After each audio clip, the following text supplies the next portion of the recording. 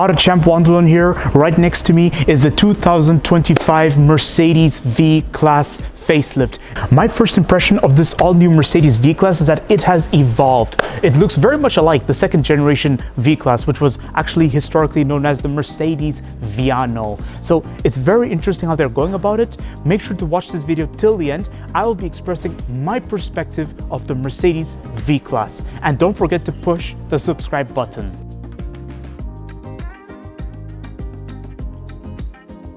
Now, I'm going to be very honest with you all about something. I was never a fan of the Mercedes V-Class and the Mercedes Vito, and there's a reason behind this.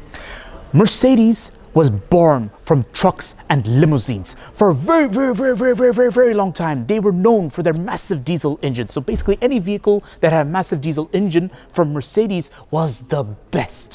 Whereas when it came to the small van story, they really were struggling compared to the Volkswagen group. Around the mid 2010s, they released the first ever V-Class. That was something that replaced the Viano. Now the Viano was supposed to be a passenger version of the Vito. It was supposed to be a more luxurious version. So interior would have leather seats, wooden trim. You get the point, right?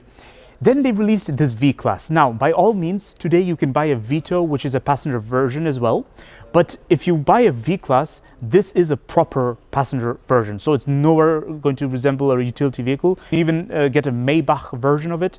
And this would make it interesting because this is probably going to be the only van available as an ultra-luxury vehicle. You don't get this from other ultra-luxury competitors like Rolls-Royce and Bentley. So this is quite unique and quite advantageous for Mercedes. I can't really think of much other competitors that would offer a luxurious minivan like this or minibus like this, you see, or if not luxurious, something of this standard. Because now the new Volkswagen Transporter is something very different. It shares the same platform as the Ford Transit, which leaves Mercedes kind of in the lead. And lately, Mercedes Vitos and V-Classes have been skyrocketing in popularity, everyone. So Mercedes is finally getting something right. It seems like they finally broke the ice and they're pushing ahead. So something is changing for the Mercedes brand when it comes to their vehicles that were not very popular years ago. So I want to talk to you all about what exactly has changed. So the headlights have become more serious because I think the previous generation had them look a bit like something from a C-Class and all humble and everything, whereas these headlights look more aggressive. I like how they're twin. This is great. And then the grille is massive, everyone. There's something about the grille that looks way better. In fact, it looks a bit like a baby Sprinter. That's what I like about it. This is great. And I really like the chrome trim you get over here. Now, if I'm being honest, I really think it's a bit unnecessary to have those micro Mercedes badges onto the grille. That's just a bit pretentious in my opinion. It's unnecessary, but then I get the point. Look towards the side, it looks very evolutionary from the Mercedes Vito of many years ago. In fact, it really does resemble the second generation a lot. Not much has changed. They really did play it evolutionary. So it's really cool how Mercedes has gone about it. But this is the thing about German car manufacturers. It's very rare they do drastic changes. But then the interior is where everything has changed a lot, but we're going to cover the interior in a moment. Let's talk about the rear design first, because something different is there. Now, Mercedes has decided to keep the badge here, but at the same time, they're going to write it in letters here, Mercedes-Benz. If I'm being honest, I think this was unnecessary. Let's take a moment and listen to the sound of the door.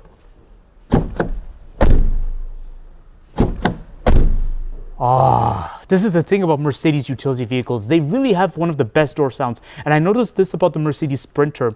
Now, the Mercedes G-Wagon also has one of the nicest sounding doors. It's like opening a case or something. You see, it has this clunk, clunk sound.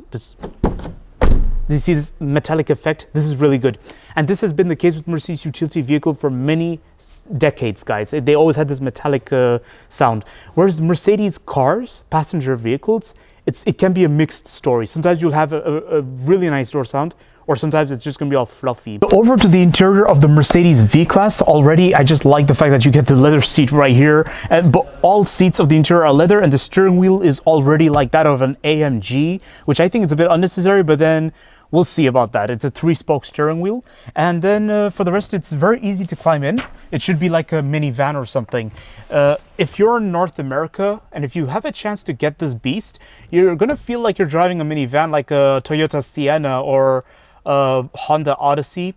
In fact, this could probably be a potential competitor against these guys, but then this feels more like a real van, like a minibus, whereas the the Toyota Sienna is a proper minivan. Visibility outside is one of the best in its segment, but then that should be expected, obviously.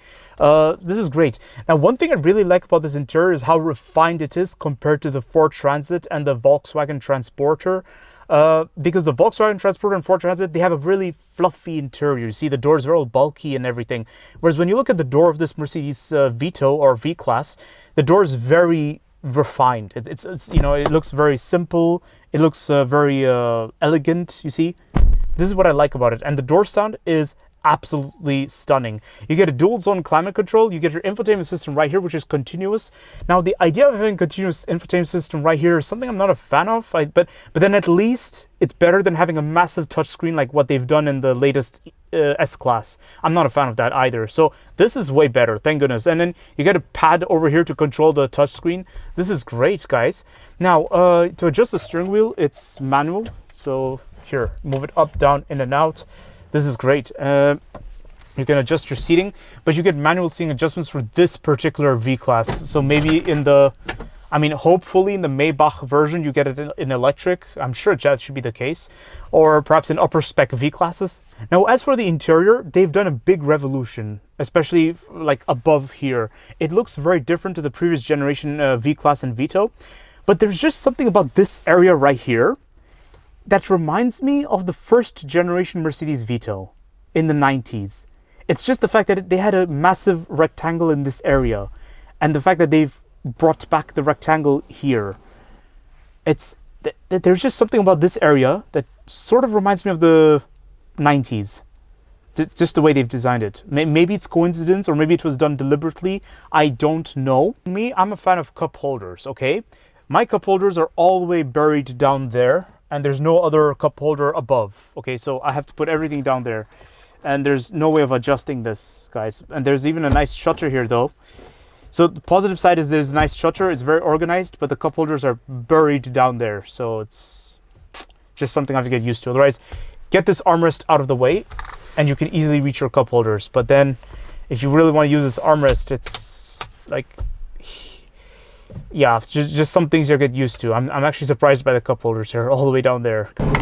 Now, this Mercedes V-Class has 3 rows of seats, okay? But then I'm sure there are other configurations where you can have a seating setup where the middle row faces towards the back, and the back faces like a conventional vehicle towards the front.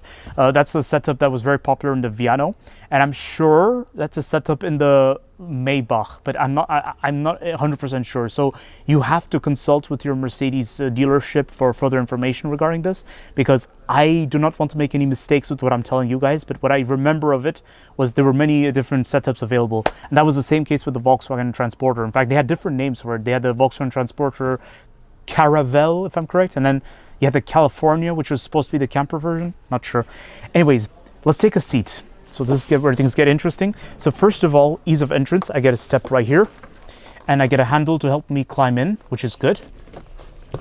And then as I take a seat, by the way, these are not automatic doors, but the doors just slide it down, probably because of gravity, or I don't know what the reason was, but it's a smooth close, guys. So this is really good. This is really pleasant. And I already like the fact that you get a wooden trim right here, which is very pleasant, very good.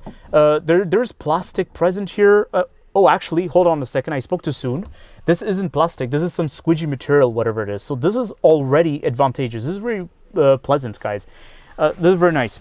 The leather seats are good, but again, sitting on these seats, it feels like you're sitting on a bench, guys. So it isn't exactly going to be all cozy, but then this is very popular configuration for a taxi. Taxis in Brussels, here in Belgium, they love this, guys. They just love the V-Class a lot. But if you want to make it more luxurious, or if I had the choice, I'd go straight for the Maybach version to enjoy more luxury features. But if you really need it for professional use, this is the configuration for you guys. I think you guys are going to love this. Here at this point, it's not a question of likes or dislikes. At this point, it's a question of utility, right? So this is the idea. You get air conditioning, air vents right here. And oh, there's even an air conditioning control for rear seat passengers just right above up there. This is really cool, actually. This is really nice. That's generous. But the only problem is, the distance of the air conditioning. I think it's a bit further away. So what happens is rear seat passengers may have to adjust their seat if possible, or you just have to stretch a little bit to reach the controls there. But that should not be a big deal. That's, again, not a big deal. Those are just minor things. Now, this particular V-Class does not have electric rear doors, but that should not be a big deal, depending on your purpose. Now, looking down here, we see a couple of advantages. First advantage is the fact that it's very low, so it's easy to slide luggages in and out. And then the railings over here, which means the third row can slide all the way here for additional leg room if necessary, guys. Otherwise, with this setup, it's already good. You can put luggages here, everyone's luggage. That's great. 12-volt socket over there. But then there's a little problem. Given that it's a van, or given that it's a minibus, there you get this exposed paintwork right here, no protection or nothing covering it. So in long terms, if you're using it for professional use, be careful not to slide people's luggages too much onto this. Otherwise, in long terms, there'll be scratches on it and it'll not look pleasant. Now, here's another problem. I want to close the rear door, and I can reach this area, but there's latch over here. There's this thing to pull that's right here. So whenever I pull, it's a bit of work. So I think to close this back door, I have to come this side, pull this, and then walk backwards.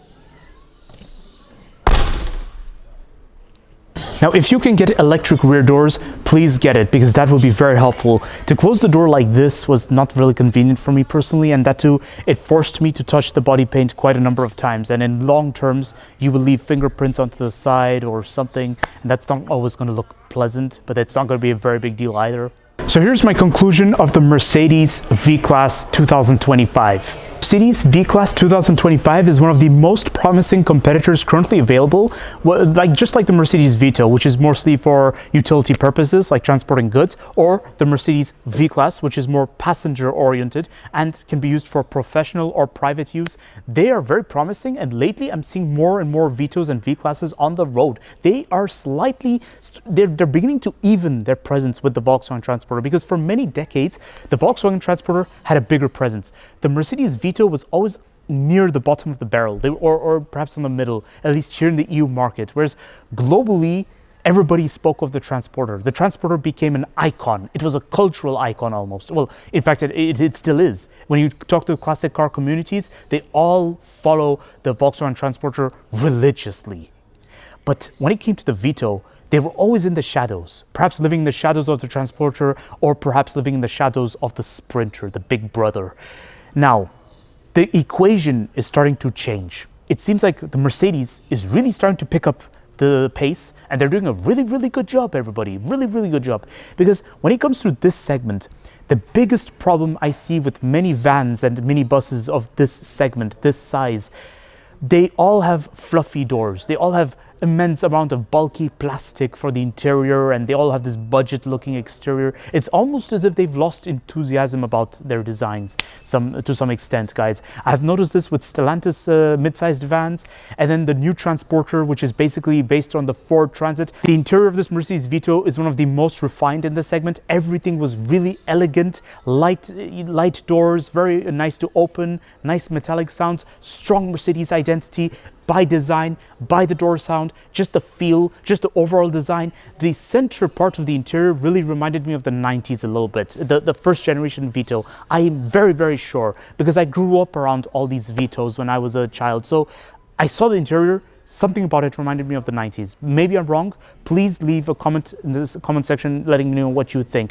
If I'm looking at it from the professional perspective of things, like let's say you need to buy a fleet of those for your taxi company or for your shuttle company, this is a really good candidate, guys.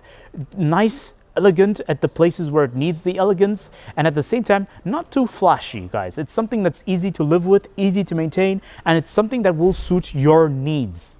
Okay? It's not a question of want, it's a question of needs. So don't forget to like, subscribe, and leave a comment in the comment section below sharing me your thoughts of this Mercedes V-Class. And do you agree with my point, or is there something else you had in your mind? Please let me know, because I'll be very eager to know. Perhaps I made a mistake, guys. Perhaps there's something I said that's absolutely not true, and I'm very curious to know what it is. Or if you agree with me, please let me know. I'll see you all next time.